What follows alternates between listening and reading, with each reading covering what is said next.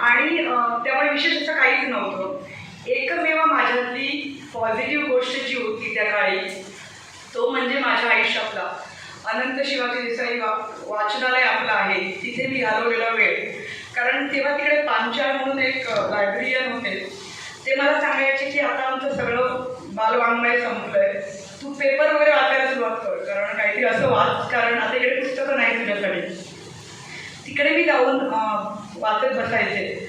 आणि त्या वाचनाने मला 2 गोष्टी शिकवल्या ज्या मला आयुष्यभर माझ्याबरोबर बोलल्या. त्यातली पहिली गोष्ट अशी की तुम्ही आज इकडे बसलेले आहात, जिकडे मी बसलेली असायचे पूर्वी, तुमचं आज ॲव्हरेज असणं किंवा कोणीही नसणं हे तुमच्या उद्याच्या सक्सेसशी अजिबात लिंक नाही आहे, म्हणजे त्याचा काहीच त्याच्याशी संबंध नाही आहे. आणि लोक तुमच्याबद्दल जे ओपिनियन देतात की आपल्याकडे आपण कोकणात जरा आपण जास्त क्रिटिकल असतो, एका काही एवढं नाही, एका काही जमाचं नाही वगैरे, ही लोकांची ओपिनियन असतात की आपण आपले फॅक्ट किंवा आपलं आयुष्य बनायला कधीच द्यायची नाही, एका कानाने ऐकून सोडून द्यायची. हे मला त्या पुस्तकाने शिकवलं. कारण आत्मचरित्र वाचायचा छंद लागल्यामुळे आपल्या आईवडील आपल्याला बऱ्याचदा सांगतात की अपयश ही यशाची पहिली पायरी आहे किंवा अपयश तुम्हाला शिकवतं. पण मला असं वाटतं त्या पुस्तकाने मला शिकवलं सगळीच अपयश पदरात काढून घ्यायचा वेळ आपल्या आयुष्यात नाही. त्यामुळे लोकांच्या अपयशातून शिकलं पाहिजे आणि त्या चुका टाळल्या पाहिजेत, तरच आपलं पटापट म्हणजे आपलं जे ध्येय आहे त्या ध्येयापर्यंत आपण पोहोचू शकतो. त्यामुळे मी स्वतःला कधीच कमी लेखलं नाही, कारण मला माहिती होतं की आज माझ्या ह्या उद्याची निगडीत नाही, तर त्या गुणांवरती किंवा त्या प्रिन्सिपलशी निगडीत राहिल्यामुळे मी हे यश मिळवू शकलो. ग्रेट. कॉमर्स असल्यामुळे मराठी मीडियमला झालं होतं. आणि मला पहिला लँग्वेजचा किंवा कल्चरल शॉक बसला जो मी पुण्यामध्ये जेव्हा BMCC मध्ये दाखल झाले आणि फर्ग्युसन कॉलेजमध्ये राहायला लागले हॉस्टेलमध्ये, तेव्हा तिकडच्या मुलांचं इंग्लिश बघून मला थोडा टाईम ॲडजस्ट करायला कठीण झालं. आणि तेवढा शॉक मला अमेरिकेत गेल्यावर पण लागला नाही, कारण भारतामध्ये आणि आपल्याकडे आपण इंग्लिश आणि बुद्धिमत्ता याची विचित्र सांगड घातलेली आहे की ॲक्च्युली काहीही त्याचं कॉरिलेशन नाही आहे. पण ते आपल्या लहानपणापासूनच इंग्लिश येत नसत तर आपलं सगळंच किंमत शून्य व्हायची जी इकडे आपली एक मेंटॅलिटी आहे ते मला तिकडे बघायला मिळालं. पण परत मी जसं मगाशी म्हटलं तसं मला वाचनाची चांगलीच सवय होती. आणि वाचता वाचताच एकदा चुकून माझ्या हातामध्ये पूर्वी लहानपणी एक बुक म्हणजे लागलं होतं. अर्नॉल्ड श्वार्झनेगर नावाचा अमेरिकेत हॉलिवूडचा जो सुपरस्टार होता आहे इनफॅक्ट, आणि ते जगातल्या 100 टॉप 100 ऑल टाईमच्या इन्फ्लुएन्शियल माणसापैकी एक माणूस सोबत आहे. आणि सुपरस्टार असताना आणि अमेरिकेमधलं जे कॅलिफोर्निया स्टेट आहे त्या कॅलिफोर्निया नावाच्या पॉवरफुल स्टेटचे ते 2 टर्म गव्हर्नर होते. आणि 8 वर्ष गव्हर्नर ही मोठी पदवी असताना महत्त्वाची गोष्ट तुम्हाला अशी कळायला आवडेल की त्यांना इंग्लिश यायचं नाही, कारण he was born Austrian. Austria नावाचं छोटंसं एक कंट्री आहे आणि त्यांची लँग्वेज ही जर्मन होती. पण जर्मन लँग्वेज असताना नेहमी इंटरप्रिटर वापरून ते एवढ्या मोठ्या पोझिशनपर्यंत पोहोचले आणि ते जगातले सगळ्यात मोठे इन्फ्लुएन्शियल व्यक्ती झाले. किंवा कपिल देवचं उदाहरण आपल्याला माहिती आहे. 83चा जेव्हा वर्ल्ड कप त्यांनी घेतला तेव्हा पण त्यांनी भाषण हे इंटरप्रिटरच्या मदतीने केलं, कारण he was not able to talk in English. तर ही अशी उदाहरणं ही मला परत परत द्यायची आणि मला सांगायचे मी कमी नाही. म्हणजे समोरचा इंग्लिश चांगला बोलतो, त्याचे कपडे, त्याचं वागणं हे तरी कितीही मोठं असलं तर ह्याचा माझ्या गुणवत्तेशी काहीच संबंध नाही. आणि माझ्या कॉन्फिडन्समुळे एकतर कोण माझी समोर टिंगल टिंगळी करत नव्हतं.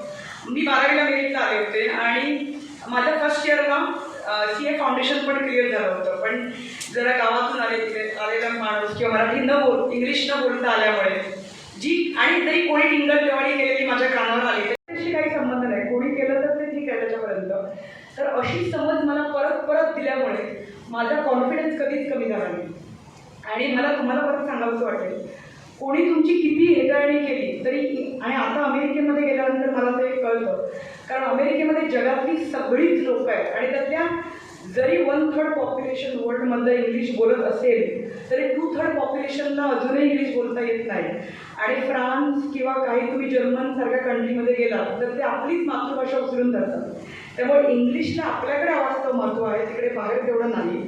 पण याचा अर्थ तुम्ही शिकलं नाही पाहिजे असं नाही. माझं इंग्लिश वाढवण्यासाठी मी नेहमीच प्रयत्न करत गेले. नाही जे इंग्लिश चांगलं बोलतात त्यांच्याशी बोलायचा प्रयत्न केला. कोणी हसलं तरी त्याला किंमत दिली नाही, इंग्लिश वाढवत गेले.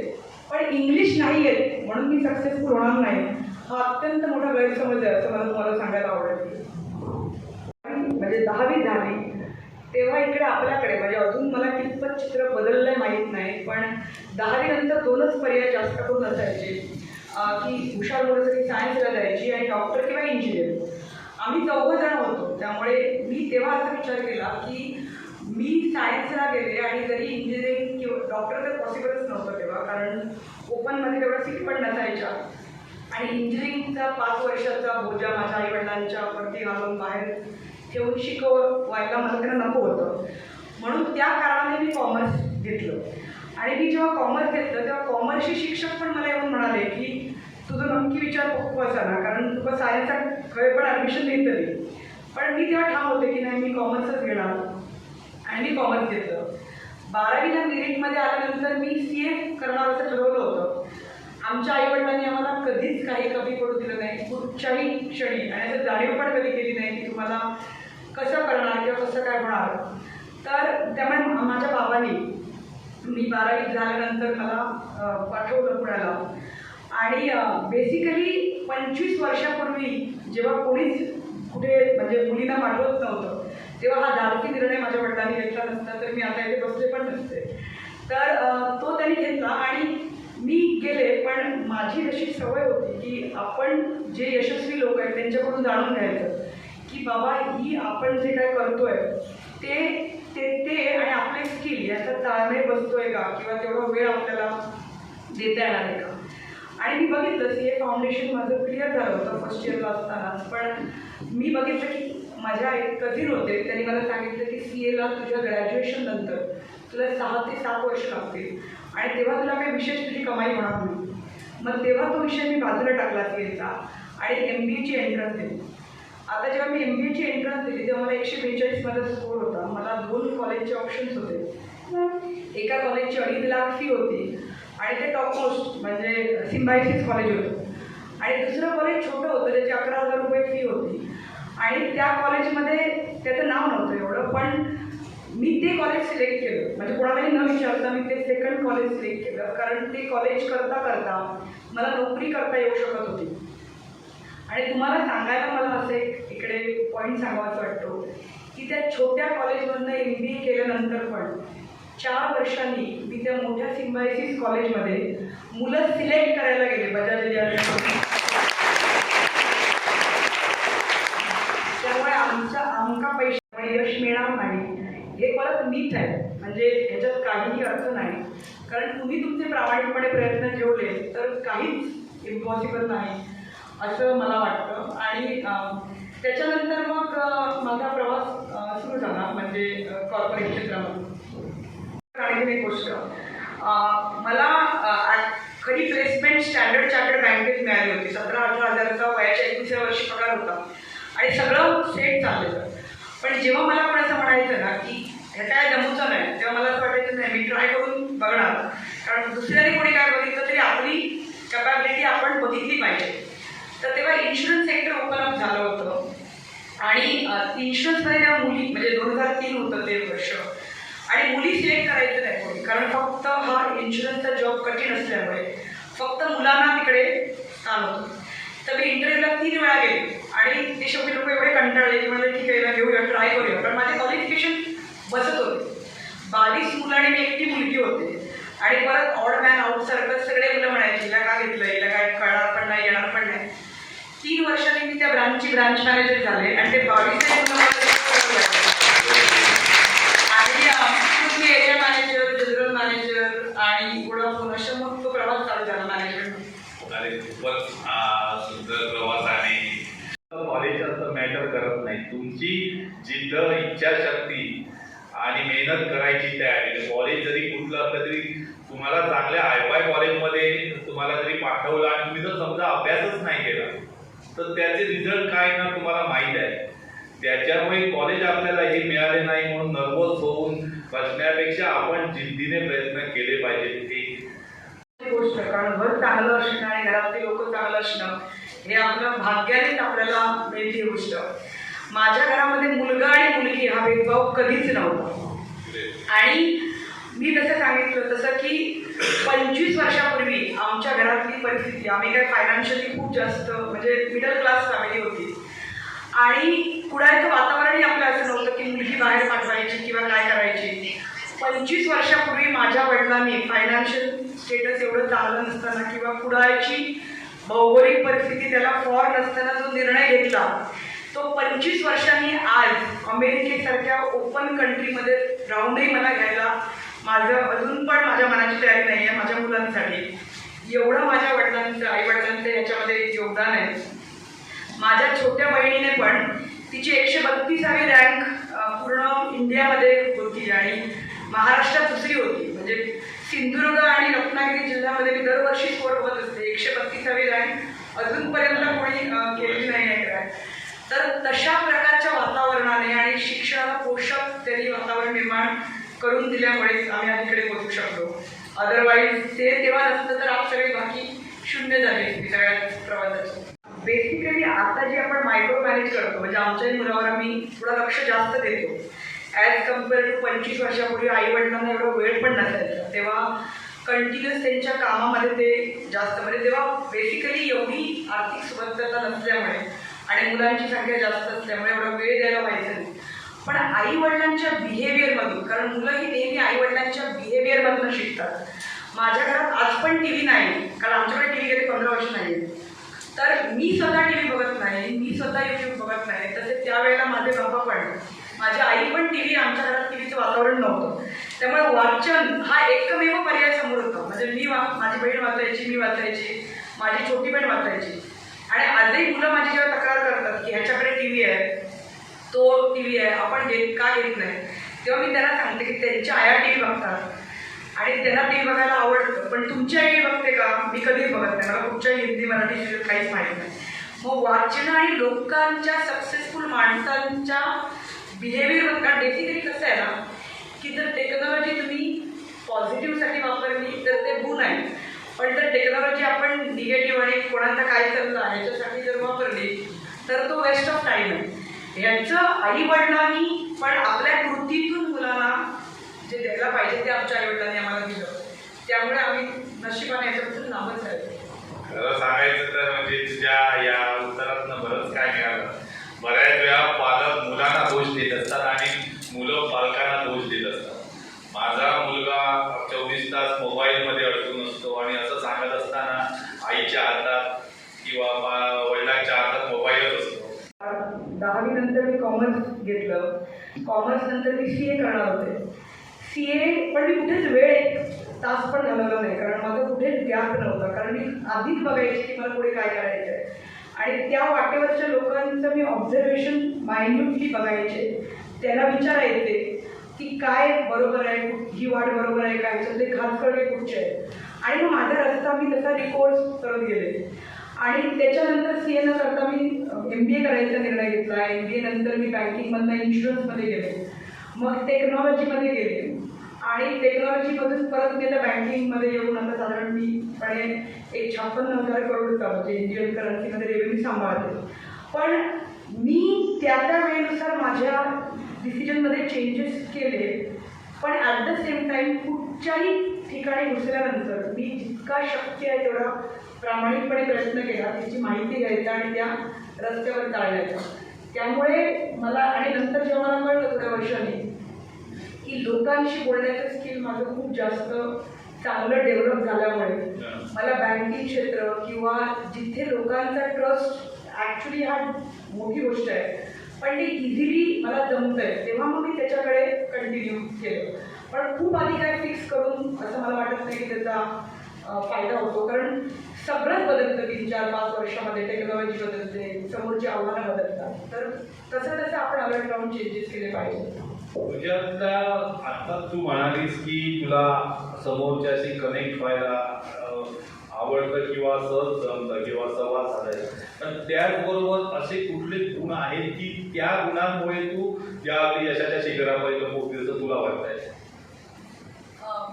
बेसिकली मला असं वाटतं की माझी जी हे मी स्वतःला एक शिस्त लावलेली आहे की मला जे शक्य आहे तो 100% प्रयत्न प्रत्येक गोष्टीत करायचा आणि मगच देवाला सांगायचं की बघ म्हणून. पण 100% प्रयत्न जोपर्यंत माझा कंप्लीट नाही आहे तोपर्यंत मी शांतच बसत नाही.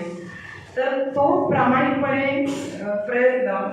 दुसरी गोष्ट म्हणजे असं की मला कधी शिकायला म्हणजे आता उमेशची पण खूप मोठी यशोगाथा आहे किंवा तुमचं पण जे समाजाबद्दलची तळमळ आहे तर तुम्ही ते कसं करता किंवा त्याच्यात काय अडचणी करता हे कोणाकडेही जाऊन मला विचारायला बिलकुल लाज वाटत नाही. त्यामुळे मला हे माझं कंटिन्यू चालू असतं दुसऱ्यांकडून चांगलं घ्यायचा प्रयत्न करणं.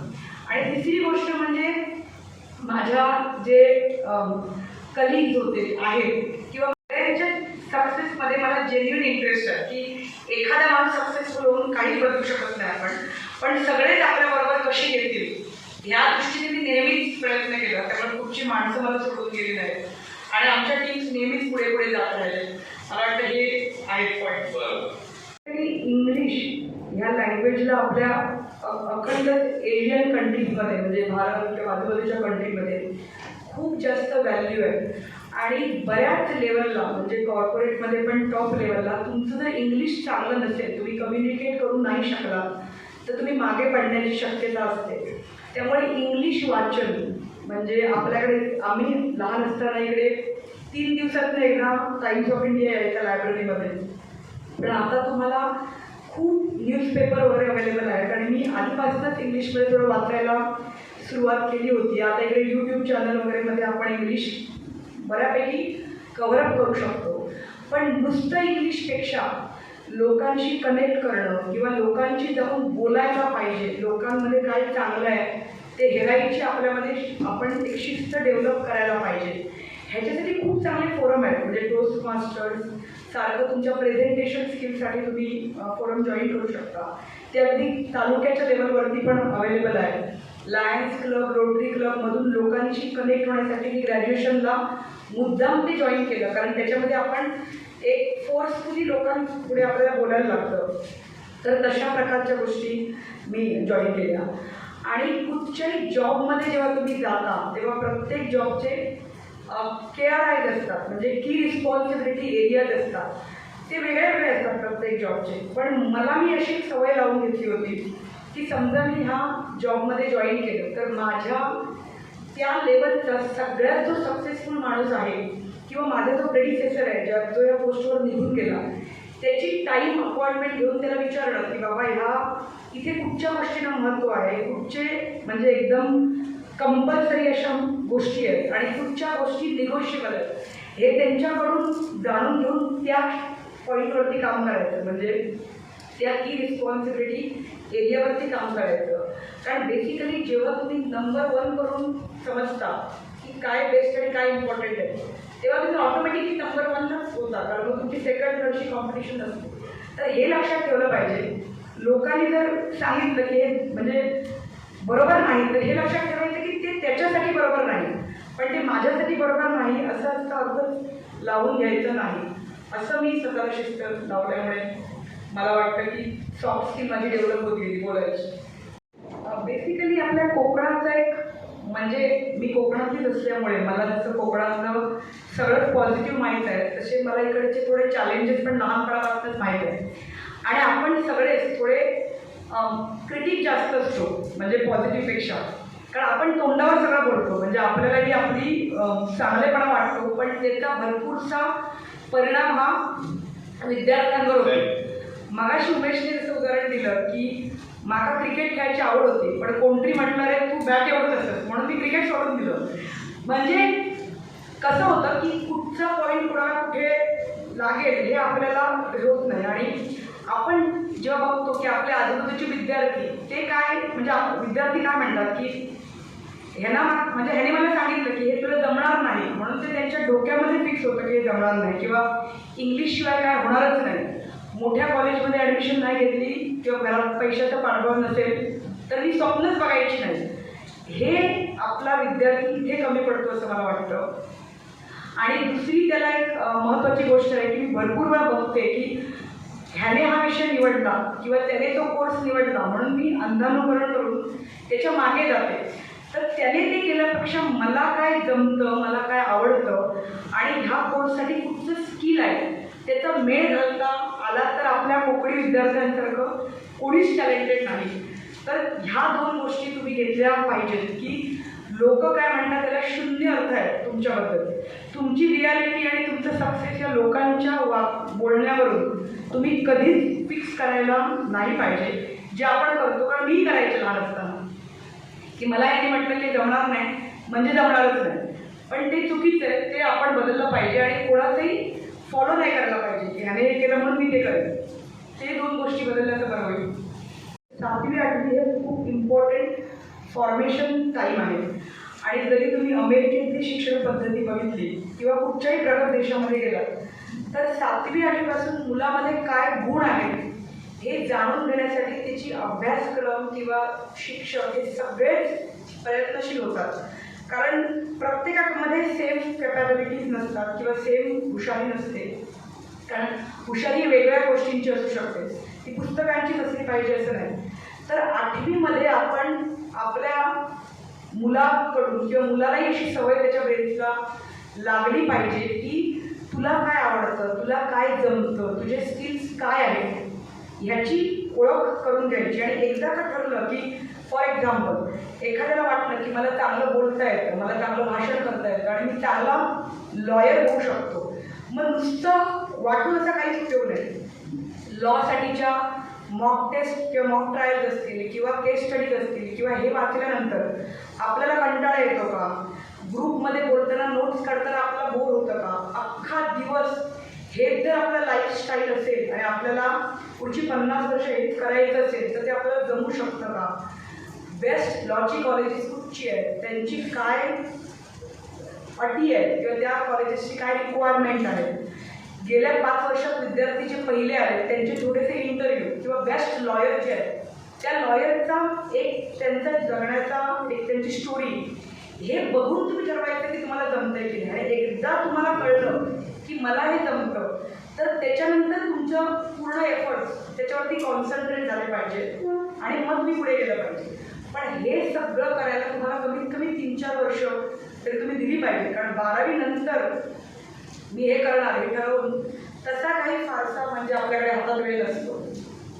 आता बऱ्याच मुलांना आपल्याकडची मुलं ही विदेशात शिक्षण घेण्याचं स्वप्न असतात, पण आर्थिकदृष्ट्या दुर्बल अशी जी मुलं असतात किंवा शेतकऱ्यांची मुलं म्हणा ही हे स्वप्न पाहू शकतात का, त्यांना त्यांचं हे स्वप्न सत्यात उतरू शकतं का? हा खूप छान प्रश्न आहे. कारण गेल्या 4-5 वर्षामध्ये मी अशी बरीच मुलं बघितली आहेत म्हणजे बांगलादेश, अफगाणिस्तान, तुमच्या आफ्रिकन कंट्रीजमधली ज्याची नावंही आपल्याला माहीत नाही ती मुलं अमेरिकेमध्ये शिकताना मी बघितली आहेत. आणि जेव्हा त्यांच्याशी चर्चा केली तेव्हा मला असं कळलं एक इराणमधला मुलगा मला हल्लीच मला त्याच्याशी बोलणं झालं. 1000 युनिव्हर्सिटीज आहेत आणि मोर दॅन 10,000 प्रोग्राम्स आहेत ग्रॅज्युएशनचे, पोस्ट ग्रॅज्युएशनचे आणि ॲडमिशन सगळ्यांनाच मिळते. पण महत्त्वाची गोष्ट काय असते किती जास्त आपल्याला स्कॉलरशिप मिळू शकेल. कधी कधी ती स्कॉलरशिप 100% मिळते. पण ती आणि भरपूर अशा संस्था आहेत की त्या तुम्हाला प्रमोट करतात. कारण अमेरिकेमध्ये नेहमीच टॅलेंटचं नर्चरिंग होतं. पण तुम्हाला फोकस पाहिजे आजपासनं की ह्या आणि नशिबाने तुमच्या सगळं गुगलवरती नॉलेज अवेलेबल आहे. आम्ही जेव्हा मोठे होत होतो तेव्हा हे काही नव्हतं. तर तुम्ही बघितलं पाहिजे की ह्या 20 इन्स्टिट्यूट आहेत ज्याच्यामध्ये मला एवढा स्कोअर झाला इथून परीक्षा देऊ शकता. तुम्हाला अमेरिकेत यायची गरज नसते त्या परीक्षेला. एवढी स्कॉलरशिप मिळू शकते. ह्या संस्था आहेत त्याची त्या स्पॉन्सर करू शकता. असे जर तुमचे चॅनलाइज एफर्ट्स असतील आणि फोकस असेल तर हुशार विद्यार्थ्यांना तो कितीही गरीब असला तरी अमेरिकेचं स्वप्न बघणं कठीण नाही. आणि आपल्या फोरमवरती आपण आता ते नॉलेज त्यांना देतोय तर त्यांनी आपल्याला जर तशा प्रकारची अडचण बोलून दाखवली तर आपण तशा प्रकारचं त्यांना सपोर्ट देऊ शकतो. आता या स्कॉलरशिप बद्दल बोलत मला तर वाटतंय की हा अवेअरनेस झाला पाहिजे आपल्या मुलांमध्ये. पण त्याचबरोबर बऱ्याच वेळा अशी चर्चा होते की अमेरिकेतलं शिक्षण स्वस्त पडतंय की युरोपमधलं पडतंय. जर्मनीमध्ये फ्री शिक्षण मिळतंय असं सांगितलं जातं. UK मधलं वेगळं वातावरण. तुझा काय अभ्यास आहे की नक्की शिक्षण घ्यायचं असेल तर कुठली कंट्री सगळ्यात चांगली पडते? बेसिकली खूप प्रकारची शिक्षण आहेत, त्यामुळे डिपेंड करतं. पण मला पर्सनली असं वाटतं की अमेरिकेमध्ये जर एखाद्या माणसाकडे टॅलेंट असेल ना, तर त्याला शोधत शोधत लोक घरापर्यंत येतात. म्हणजे कुठचाही गोष्ट त्याला तिकडे अडकवत नाही. तर त्यामुळे अमेरिकेत खूप प्रकारची शिक्षणं अवेलेबल आहेत. पण आता बऱ्याच कंट्रीमध्ये, मेनली युरोपियन कंट्रीजमध्ये, जे आपले थर्ड वर्ल्डमध्ये जे कंट्रीज आहेत, म्हणजे डेव्हलपिंग कंट्रीज आहेत, त्यातल्या मुलांना खूप जास्त स्पॉन्सरशिप वगैरे मिळत आहे. आणि तशा डिफरंट, कारण काही काय आहे की बऱ्याच ठिकाणी त्या प्रकारची लोकं नाही आहेत. म्हणजे फॉर एक्झाम्पल अमेरिकेत आता मेडिसिन किंवा नर्सिंग मधल्या लोकांची खूप कमतरता या कोविडच्या काळामध्ये निर्माण झालेली. तसं त्या मुलाने ठरवलं पाहिजे की माझ्या दृष्टीने काय बेस्ट आहे आणि कुठे मला इझिली ते अवेलेबल होतं. ज्यांची फायनान्शियल कंडिशन चांगली आहे त्यांना अमेरिकेचा तर, आणि समजा एवढं त्यांच्याकडे म्हणजे काय म्हणू शकतो आपण की फायनान्शियल कंडिशन चांगली असेल त्यांना अमेरिकेचं तर कायमच डोर ओपन आहे. पण बाकीच्या कंट्रीमध्ये पण आपण बघू शकतो आपल्या कॅपॅबिलिटी आणि आपल्या रिक्वायरमेंटप्रमाणे काय काय आहे. पण या बरीच मुलं आम्ही जी विदेशात शिक्षणासाठी जातात ती नोकरी करून किंवा जॉब करून जॉब करून शिक्षण पूर्ण करतात. मला हे गणित समजत नाही की एवढ्या विदेशात शिक्षणासाठी दिवसभर अभ्यासात जातो, हे जॉब करतात केव्हा आणि जॉब किती तासाचा असतो, हे असे सहजपणे जॉब त्यांना मिळतात का आणि हे शिक्षण त्यांना व्यवस्थित पूर्ण करता येतं का? बेसिकली अमेरिकेत जॉब मिळण्यासाठी 2च क्रायटेरिया आहेत. तुम्हाला 18 वर्ष पूर्ण पाहिजे आणि तुम्ही 12वी झालेले पाहिजे. म्हणजे 12वीच्या खालच्या हायस्कूल कंप्लीट पाहिजे. हायस्कूल म्हणजे 12वी तिकडची. त्याच्या खालच्या लोकांना पण जॉब मिळतात, पण ते अनस्किल्डमध्ये येतात. पण तिकडे सगळ्यात मोठी गोष्ट काय आहे, डॉक्टर असू दे किंवा क्लिनिंग करणारा असू दे, त्याला किंमत सेमच आहे समाजाकडून. त्यामुळे कुठच्याच कामाला कमी मानलं जात नाही. आणि माझी आता ही मुलं आहेत, ती पण आता 1-2 वर्षांनी मॅकडोनल्ड इकडे तिकडे कुठेतरी काम करणारच. कारण प्रत्येक मुलाला एक्सपिरियन्ससाठी काम करायला लागतं. त्याच्या वडिलांकडे किती पैसे आहेत या गोष्टीचा काहीही संबंध नाही. आणि तिकडचं जे एज्युकेशन आहे ना, ते बेसिकली आपली वर्षाच्या शेवटी परीक्षा होत नाही. परीक्षा कंटिन्युअस दर दिवशी चालू असते आणि 70%ला पासिंग असतं, पण ते रोजच्या होत असतं. त्यामुळे पूर्ण वर्षभर आपल्याकडे नॉर्मली काय होतं, मुलं वर्षभर थोडा आराम करतात, रिलॅक्स होतात आणि शेवटचे 1-2 महिने परीक्षा देतात. तिकडे ते सगळं बॅलन्स आणि इक्वलाइज असल्यामुळे तुम्हाला दिवसातला वेळ मॅनेज करता येतो की 3-4 तास काम करू शकता तुम्ही. आणि पूर्ण कल्चरच असलं असल्यामुळे आपल्याकडून पण जी मुलं जातात शिकायला, ते पहिल्या सेमिस्टरनंतर सेकंड सेमिस्टरला जॉब करतात आणि साधारण 6 महिन्यात त्यांचं म्हणजे छोटा कोर्स असेल तर 6 महिने किंवा वर्षभरामध्ये त्यांच्या शिक्षणाची फी ते काढतात त्यांच्या जॉब त्यांना मिळवतात कसे काय? अमेरिकेमध्ये 98% एम्प्लॉयमेंट, 97 to 98% एम्प्लॉयमेंट रेट आहे सगळीकडे. म्हणजे अगदी छोट्या छोट्या स्टोअरमध्ये, डिपार्टमेंटल स्टोअरमध्ये सगळीकडे जॉब्स अवेलेबल आहेत आणि पॉप्युलेशन कमी आहे कंट्रीचं. त्यामुळे जॉब मिळायला काही प्रॉब्लेम नाही. फक्त तुम्हाला जॉब करायची इच्छा हवी, जॉब लगेच मिळतात. बऱ्याच वेळा आपल्याकडची मुलंही तिकडे शिक्षणासाठी जातात, एकटी जातात. कितपत सुरक्षित आहे? आता तू अमेरिकेतच राहतेस किंवा तुला बाकीच्या कंट्रीजबद्दल माहीत आहे की विदेशात शिक्षण एका आपल्या मुलाला पाठवणं किंवा मुलीला पाठवणं कितपत सुरक्षित आहे असं वाटतंय? सुरक्षिततेच्या दृष्टीने कसं आहे एवढं? बेसिकली माझा स्वभाव थोडासा असा आहे की मला नॉर्मली गोष्टीमध्ये पॉझिटिव्ह गोष्टी ज्या आहेत, म्हणजे ऑपॉर्च्युनिटी किंवा पॉझिटिव्ह पटकन दिसतात. माझी मोठी बहीण मला नेहमी म्हणते की तू खड्ड्यात उडी मारल्यानंतर बघते की खड्डा किती खोल होतं, म्हणजे आधी संभाव्य धोक्यांची जाणीव देत नाही.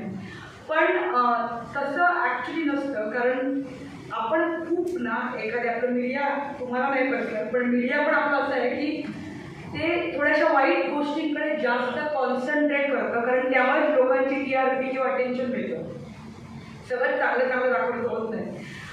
अमेरिकेमध्ये मला माझा पर्सनल एक्सपिरियन्स असा आहे की खूप जास्त रिसेप्टिव्हनेस आहे. खूप जास्त लोक तुम्हाला ॲक्सेप्ट करतात. तुम्ही काय दिसता, काय करता ह्याच्यापेक्षा तुम्ही कसं कॉन्ट्रीब्यूट करता तुमच्या जॉबमध्ये याला महत्त्व आहे. आणि बेसिकली जी रिस्क असते ना ती आपल्याकडे आहे. तिकडे मला वाटतं 2-3% पॉप्युलेशन असेल की ज्याच्यामध्ये थोडंसं ओव्हर ॲग्रेशन असेल किंवा ते वेड्यासारखे वागत असतील. पण नॉर्मली मला कुठेच सुरक्षिततेचा प्रॉब्लेम दिसलेला नाही आहे. आमची मुलं बसने शाळेत जातात आणि बसने घरी येतात. पण आजपर्यंत मला त्याची कधी काय काळजी वाटली नाही. त्यामुळे असं काय म्हणजे जेवढं आपण करतो तेवढं काही प्रॉब्लेम नाही आहे. आता किंवा आता ज्या पोझिशनला आहे तू असं काय ठरवलं आहेस किंवा तुझं अंतिम ध्येय? मगाशी मी तुला हाच प्रश्न विचारलेला पण तू त्या प्रश्नाला बघत येऊन दुसरं उत्तर सांगितलं. असं काय ठरवलं की त्या पोझिशनला मी ज्यावेळी जाईल त्यावेळी मी स्वतःला समाधानी समजेल, असं काय तू ठरवलं आहेस? बेसिकली माझं पर्सनल जॉबच्या दृष्टीने आता मला असं म्हणजे एखादा जॉब जर हाय लेवल ह्याच्यापेक्षा हाय लेवलचा म्हणजे CEO लेवलचा इंडियामध्ये घ्यायचा असेल तर 3-4 वर्षांनी तिथे येऊ शकते त्या पोस्टवर, म्हणजे एखाद्या मोठ्या PhDचा CEO वगैरे.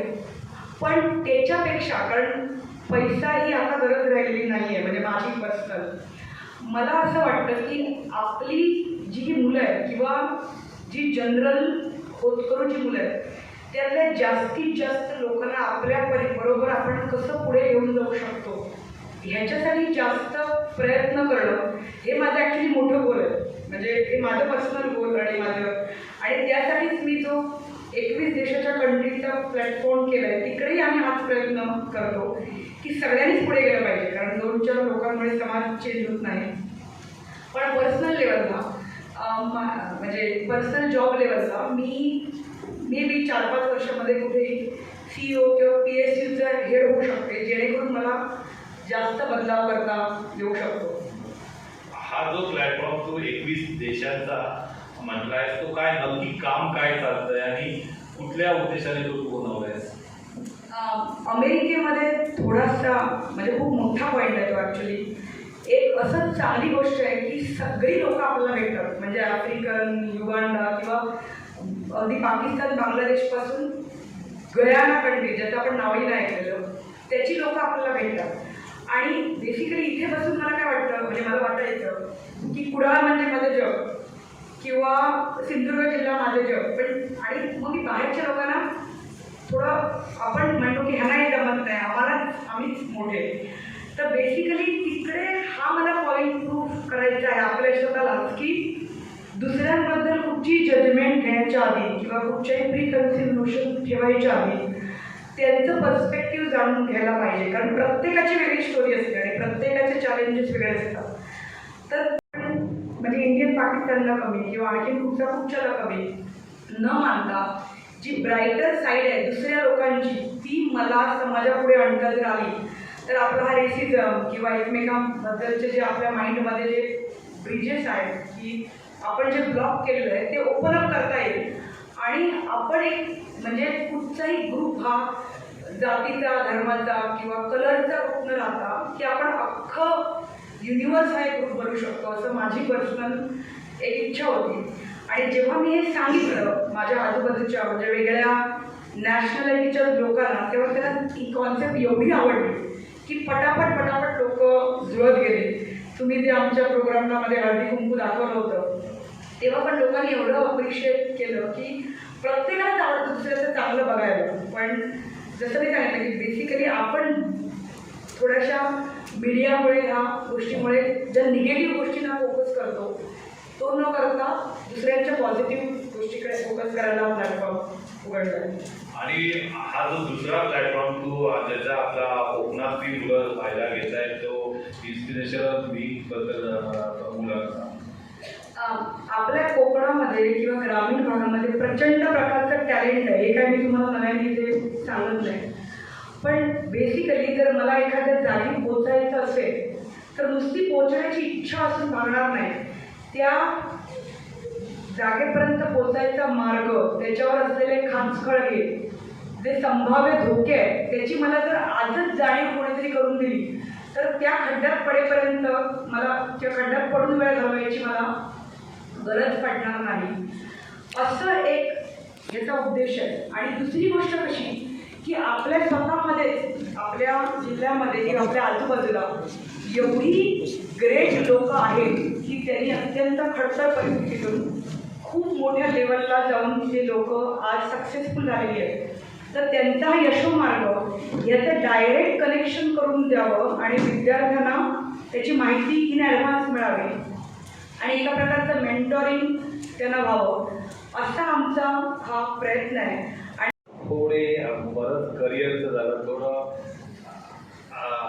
तुझ्या दृष्टीने क्रिटिकल असेल, मला माहीत नाही कसं उत्तर देतेस कल्पना नाही. तुझ्या समोर दोन्ही पण, बाबा पण बसलेले आहे आणि तुझे पती पण बसलेले आहेत.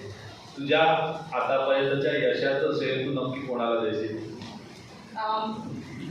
यशाच्या श्रेयाची सुरुवात म्हणजे माझे आई वडील, ज्यांनी मला अत्यंत पोषक वातावरण आणि अत्यंत कठीण परिस्थितीमध्ये शिकवलं. माझी भावंड, जे माझे बेस्ट क्रिटिक आणि best support at the same time आहेत, कारण ते नेहमी सांगतात की चूक आहे तुझी आणि हे तू बरोबर केलंस. तर ती माझी भावंड. आणि भावंडांनंतर माझी मुलं, जे आई चांगलं जेवण करत नाही किंवा आई अभ्यासात त्यांना जास्त सपोर्ट न करता पण त्यांचं जे बेस्ट आहे ते द्यायचा प्रयत्न करतात आणि त्यांच्याकडे दुर्लक्ष होतो बऱ्याच वेळा, पण ते त्याचं वाईट मानून घेत नाही. नंतर माझ्या सासरची मंडळी, माझा नवरा सगळ्यात इम्पॉर्टंट, कारण तो माझ्यापेक्षा खूप जास्त जबाबदाऱ्या पाळतो, सगळ्याच गोष्टीत माझ्यापेक्षा सरस आहे, पण हे त्याच्या कृतीतून किंवा बोलण्यातनं कधीच दाखवून देत नाही. तो हनीवेलमध्ये प्रिन्सिपल प्रोजेक्ट मॅनेजर आहे. आणि त्याच्यानंतर माझ्या सासरची लोक, माझे सासरे प्रकाश पाटणकर इथे नाही आहेत, असते तर नक्कीच ते येऊन बसणार होते खूप अभिमानाने. आणि सासरची सगळीच लोक, मोटिवेशन त्यांचं, ह्याचा पण सहभाग ह्याच्यामध्ये आहे. आणि माझी कन्या शाळा, माझं कुडाळ हायस्कूल, हा सिंधुदुर्ग जिल्हा, सगळ्यांचंच योगदान आहे, एका माणसाला आपण त्याला देऊ शकणार नाही. कुडाळ हायस्कूलचा विद्यार्थी, तू पण कुडाळ हायस्कूलची विद्यार्थिनी, राहताय तुम्ही आता अमेरिकेमध्ये सेटल झालाय. मालवणीचं मगापासून दोघे मी पहिल्यांदा आल्यामध्ये रितेशला विचारलं, कारण तुझं माझं बऱ्याच वेळा आम्ही गमतीने बोलायचो मालवणी, म्हणजे माहीत होतं. मला शॉक बसला, याने आता तुझ्यापेक्षाही टिपिकल मालवणी अगदी मस्त जपून ठेवलेली आहे. घरातलं वातावरण कसं असतं? तुझ्या दोन्ही मुलांना मालवणी समजतं का, मराठी बोलता का, कसं ते कल्चर, कोकणातलं कल्चर तुम्ही अमेरिकेमध्ये कसं काय जपताय? मला आम्ही दोघं मराठी बोलतो घरामध्ये कंपल्सरी, मुलांशी आमच्याशी. मुलं एकमेकाशी इंग्लिशमध्ये बोलतात कारण शाळा आणि त्यांना तेच वातावरण असतं, पण त्यांनाही मराठी कोकणी कळतं. आणि आम्ही आमच्या फॅमिलीशी, म्हणजे पाटणकर फॅमिली आणि ठाकूर, या सगळ्यांची कंपल्सरी मालवणीतूनच बोलतो. म्हणजे सगळे आम्ही भावंड एकमेकाशी, ह्याच्या घरातल्यांची सगळ्यांची मालवणीतून बोलतो. त्यामुळे मालवणीशी जी जुळलेली नाळ आहे ती आणखीन स्ट्रॉंग किंवा तशीच आहे.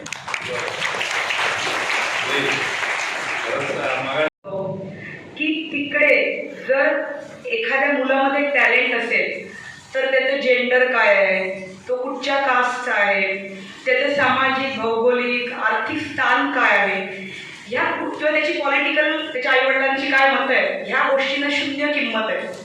टॅलेंट हे टॅलेंट असतं आणि त्याच्या घरापर्यंत शोधत लोक जातात आणि ते नर्चर करतात. कसलीही गोष्ट त्याच्यामध्ये येत नाही. हा मला वाटतं सगळ्यात मोठा अमेरिकेचा पॉईंट आहे की ते टॅलेंट घेतात आणि ते नर्चर करतात. दुसरी गोष्ट, कोणी जजमेंटल नाही. म्हणजे मी इथे इंडियात असताना जेव्हा मी मोठमोठ्या पॅनलमध्ये असायचे, कारण 9-10 वर्षापूर्वी पण मी MIT जायचे पुण्याच्या, तिकडच्या टीचरना सांगायला की प्रोफेसरना सांगायला की विद्यार्थ्यांमध्ये कुठचे बदलाव करावे जेणेकरून ती प्रायव्हेट क्षेत्रामध्ये जास्त कंप्लाय होऊ शकते. तर आम्ही बघायचो की एखाद्याचं प्रमोशन करायचं असतं तर बाबा ही बाई डिवोर्सी आहे, तिला 2 मुलं आहेत, त्यामुळे हिला नको घ्यायला, हा फॅमिली मॅन आहे त्याला घेऊया कारण हिला जास्त घरी वेळ द्यायला लागेल किंवा एकटीच आहे. अशी कुठचीही, म्हणजे तिकडे तुम्ही इंटरव्ह्यूमध्ये हा प्रश्नही नाही विचारू शकत की तुम्ही मॅरिड आहात का सिंगल आहे. त्यामुळे फक्त माणसाच्या कर्तबगारी आणि कर्तृत्वाला किंमत दिली जाते. हा सगळ्यात मोठा पॉईंट त्यामुळे ते मुलांसाठी खूप बेस्ट आहे. आणि बाकीचे जे छोटे छोटे पॉईंट आहेत की ईज ऑफ लाईफ, म्हणजे तुम्हाला लायसन्स काढायचं असू दे किंवा तुम्हाला शाळेत ॲडमिशन घ्यायचं असू दे, म्हणजे तुम्हाला काहीच करायची गरज नाही, म्हणजे बसून घरामध्ये तुम्ही त्या गोष्टी करू शकता आणि कसलीच गोष्ट त्याच्यात येणार नाही. किंवा क्लिनलीनेस किंवा हे छोटे पॉईंट्स आहेत. पण मेन पॉईंट आहे की नॉन जजमेंटल, म्हणजे जजमेंट करायची नाही समोरच्याची, आणि नर्चरिंग ऑफ टॅलेंट, ह्या गोष्टीमुळे परत तिकडे कोणी यायला म्हणजे सहसा तयार होत नाही. आपल्याकडचे बरेच इंडियन्स आता नासा म्हणा किंवा अमेरिकेच्या मोठ्या पोस्टवर, अमेरिकन लोक आपल्याकडे, आपल्या विद्यार्थ्यांकडे किंवा आपल्या इंडियन्सकडे कशा दृष्टिकोनातून बघताय?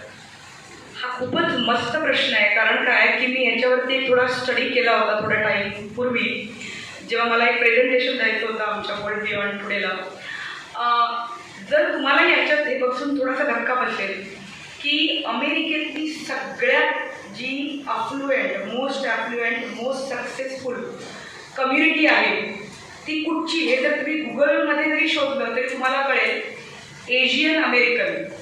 आणि एशियन अमेरिकन म्हणजे कोण? प्रिडॉमिनंटली इंडियन कम्युनिटी ही सगळ्यात सक्सेसफुल कम्युनिटी आहे. कुठच्याही तुम्ही अगदी हार्वर्ड कॉलेजमध्ये जा किंवा गुगलचे CEO किंवा कुठचेही टॉप CEOज बघा, तुम्हाला इंडियन दिसतील. आणि 2 नंबरची कम्युनिटी गोऱ्यांची आहे, म्हणजे व्हाईट कम्युनिटी.